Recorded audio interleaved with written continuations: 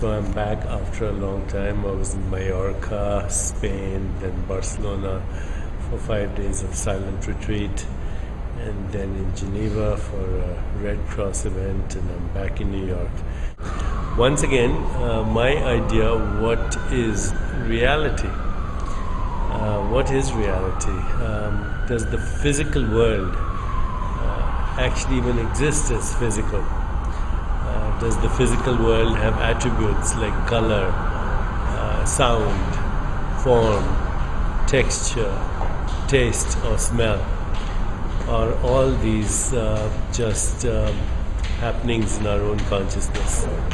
You know, what we call reality is really the translation of an interaction between a certain arrangement of neurons and electromagnetic vibrations in the brain.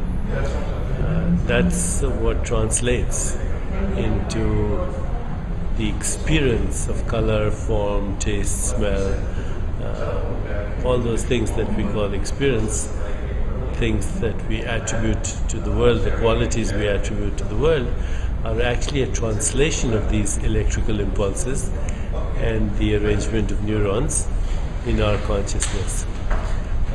For example, there are certain insects and bees whose eyes are Polaroid. They have Polaroid eyes. So when they look at a patch in the sky, they can tell the position of the sun.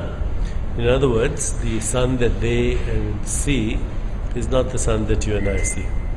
Certain pigeons and actually other birds and homing pigeons and bats have instruments or sensory apparatus that resembles radar, and in fact they have access to more of reality than we have without the use of our special instruments. Whales can sense infrasonic sounds. Bats can sense ultrasonic sound. Chameleons' eyeballs swivel on two different axes. I wonder what the world looks like to them. So, you know, when you say, what is the real nature of the world? What's the real color of the world? What's the real sound of the world? There is no such thing. These are not the attributes of a physical world, because the physical world, in fact, is non-physical. It's made up of these subatomic events, which today many physicists are calling haps or happenings.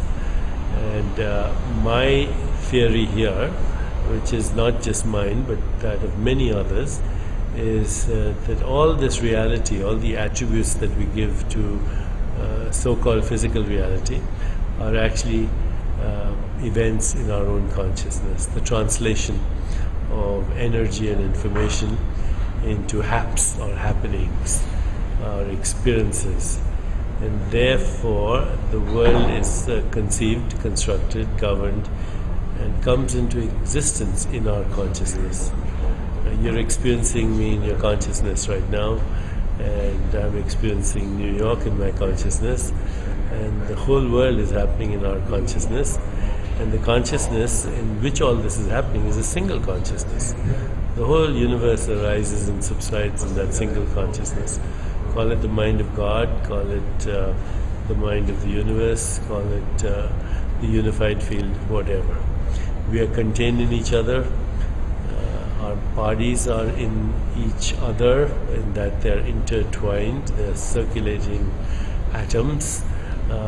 We are part of a single energy field, a single information field, and we are in a single consciousness field. And that single consciousness field is really what the great spiritual traditions call the mind of God.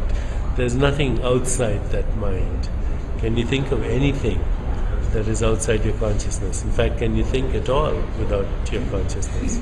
Can you experience anything at all without your consciousness? We are contained in that consciousness. It's a single consciousness, and it's a sacred consciousness. It's a transcendent consciousness. Every experience happens there because we're in it. Once again, I'm reminded of the great Sufi poem by the great Sufi poet Jalaluddin Rumi.